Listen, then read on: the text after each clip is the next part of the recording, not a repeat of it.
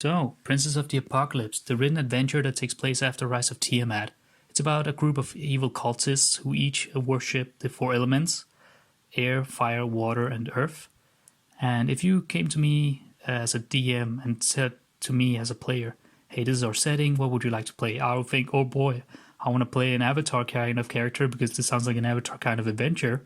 So I'm going to go into the player's handbook, I find Monk, and under subclass I find Ways of the Four Elements, and I'm thinking, bingo, if I just pick this subclass, I'm going to be an Avatar and save the world. Well, you might be saving the world, but you're not going to be playing as an Avatar kind of character like Aang or Korra. Ways of the Four Elements gets a lot of bad rep for being really resource heavy and really not a good subclass at all. But monks in general take a lot of resources, but I'm just here to tell you that this is nothing a little bit of multiclassing or some few feats would not fix. And if you really wanted to play like Korra or Aang with a lot of strong elemental attacks, you would have to go sorcerer or wizard in that aspect, because think about it, monk is more lenient to being a martial artist, and all these bending abilities that you get, it's more about enhancing your martial capabilities instead of them being the main focus. So with that in mind, I would like to try to make a character concept for Princess of the Apocalypse. And the first thing I'm thinking is I really want to lean heavy into the element theme. So let's go with a Genasi. What kind of Genasi though? Because I want to make this character a combination of Aang and Korra. If you look at the cover page of Princess of the Apocalypse, the character in the front is the main leader of the air cultists. And I was thinking it would be interesting if I picked an air genasi and it was taken away from their parents, or maybe even the parents were killed and the baby was taken into the cults. So this character grew up under a cultist group that worshipped the elements of air. But in the end, this character of course finds out that what they're doing some really evil stuff, so the character kind of wants to get away from that. So I find that the criminal background fits really well for this character, giving it a cultist vibe, right? And you get deception and stealth as your proficiencies. What you also get as a Genasi is you get Mingle with the Wind, which lets you levitate once per long rest, and Unending Breath, man. You can even be underwater and you don't need to breathe air. And you get to speak Primordial. That's going to be really good for this kind of adventure where there's certainly going to be a lot of elemental creatures. As for the clothing design, I just straight up took that from the air cultists. I just really like it. And here we go with the stats. You can see them here on the screen. I gave +1 to the dexterity from an air genasi, and usually you would get a +2 to your constitution as a genasi, but I'm going with Tasha's custom lineage and just moving the constitution +2 into my wisdom instead, and voila, here we go, AC 16 and HP 10, still a pretty good condo with point buy. As for weapons, I would go with a spear. The main leader of the cultists is actually using a spear, so even though we hate them now, we kind of got really used to using the spear, and there's still a hint of admiration towards the cult leader. And shortbow, definitely use a shortbow if you can, especially if you're an air genasi and you levitate, because you can just be up in the air and fire through. I think that's really powerful in the very first levels. But as a player, I personally like to be up close as a monk. So here we go, spear 1d8 +3. And then as your unarmored strike, it's a 1d4 +3 as well. Baseline is basically shortly explained how much you would damage as a warlock if you used Eldritch Blast and Hex and Agonizing Blast. And then compare that with your damage output. And this YouTuber called Treant Monk, he's the one I got this from, and he goes really in depth to it. I will put a link into it in the description so you can find out his deeper explanation for it. Yeah, I mean, this whole build is going to be over the baseline the whole time, especially at level 6 and 7. That's where we will really, really shine.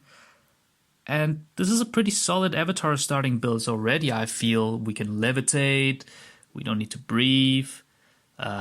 Primordial, we speak it as well. That shows our connection to the elemental realm. And now that I think about it, the parents don't need to be dead. They could be part of the cultists. Maybe they held off your birth until a specific storm was happening that they predicted, so that the likelihood of you becoming a Genasi was much bigger. Yeah, having evil parents to stand up against, that would be quite interesting and conflicting, seeing that they raised you and most likely also loved you. Right, level 2, we get our key. We can start adding a flurry of blows to our damage output. You could say you only have 2 key points, so that's a bit of a stretch, but you get them back every short rest, and that's something I feel that monks get neglected for. You get all your resources back after a short rest. Sure, you use them, but if a warlock can take a break after using a spell all the time, why shouldn't a monk too? And this way they synergize a lot with fighters. They are just warriors who can keep going and going and going, but they just need a tiny breather in between, and I think that's fair. Dedicated weapon. You can later, when we multiclass, pick up a 1d10 weapon with 2 arms instead. An unarmored movement. Later on, we get more speed, but later on we can run on water. And speaking of water, level 3. I would pick the water whip as the elemental discipline. And that's because I'm thinking of the whole avatar cycle. We start with air, then we go to water, then earth, and then fire. You could go with Fangs of the Fire Snake, sure, but I did the calculations. You would actually damage more if you just use your keys to do flurry of blows each turn instead of novaing it all at once. And with Water Whip, we can do something really cool in my opinion. What you can do is, so you're up in the air with levitation, you use your Water Whip, you get your target, and if they fail to save, they get pulled up to 25 feet towards you. But right now, you're up in the air. So they get dragged up to you, and then they fall down, take falling damage. And then what you could do if you want to get really risky and kind of epic is that you dismiss your concentration right away, and then you also fall down on the opponent, and they take even more fall damage. And then at level 3 we get key fueled attack. So after you've used your Water Whip, you even get an extra attack as your bonus action. Now that's just epic in my opinion. And it synergizes a lot with now you control both air and water, and you are able to work with it. And deflect missiles at level 3, nice as well. And level 4 you even get slow fall, so that could even reduce your damage when you do this. And plus 2 to dex to get 17 AC and more damage to your output.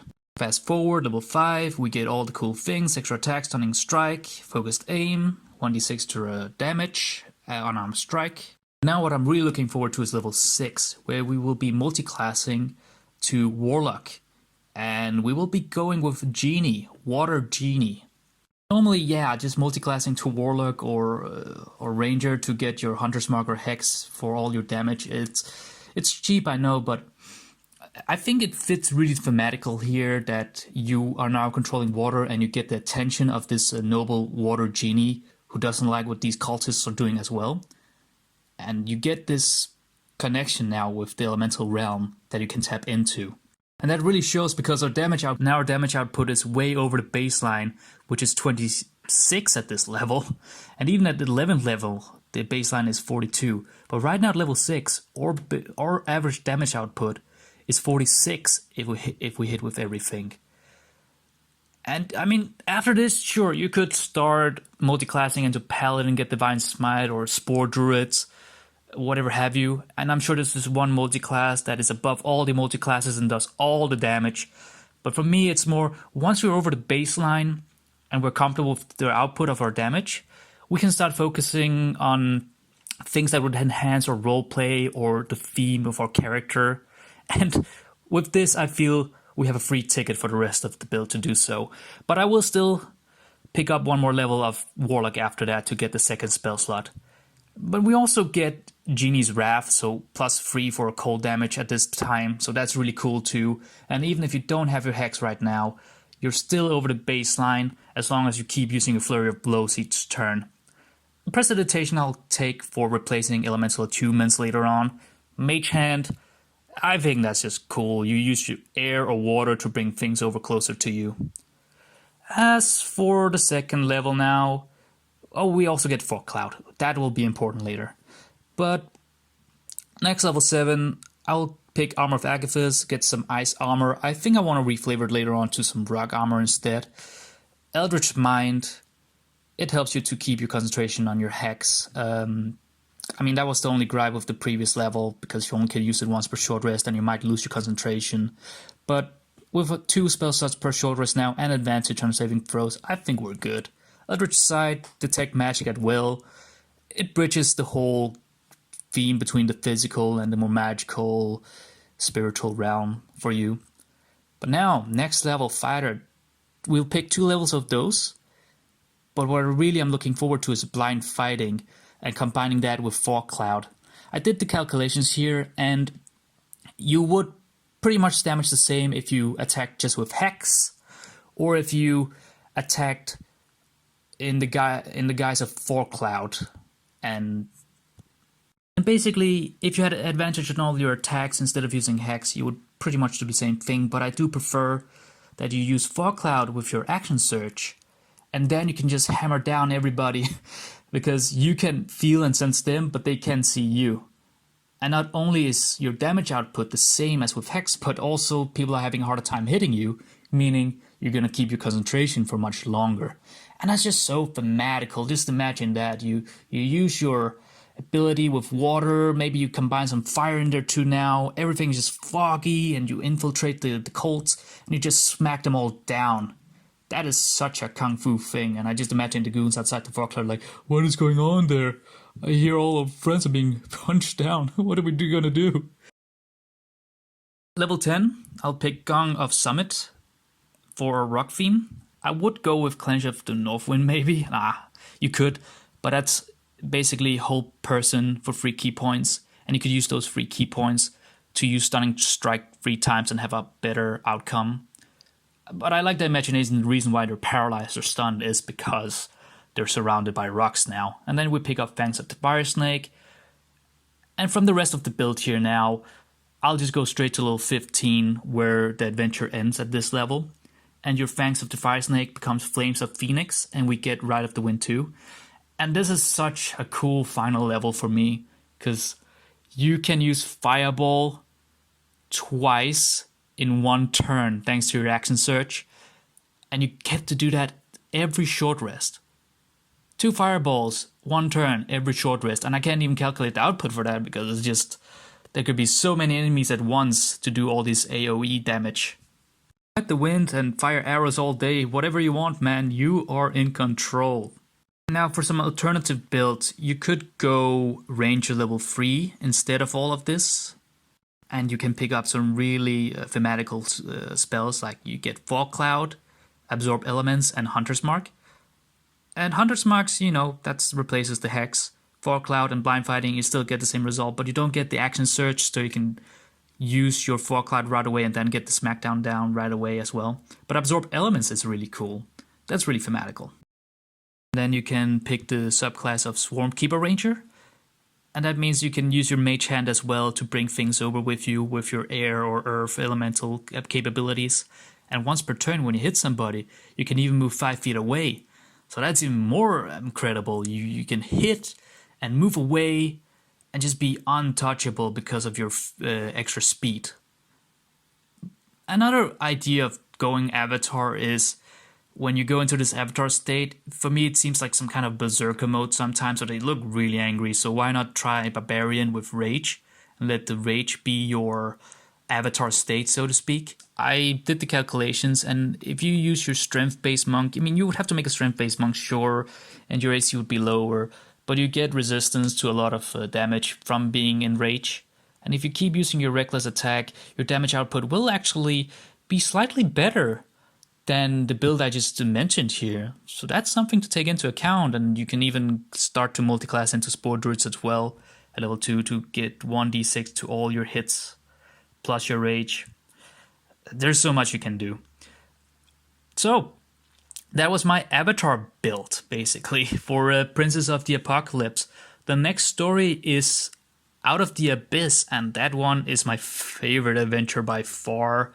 It's so near and dear to me, and I think I'm starting to get some concepts in my mind for this. But thank you for now.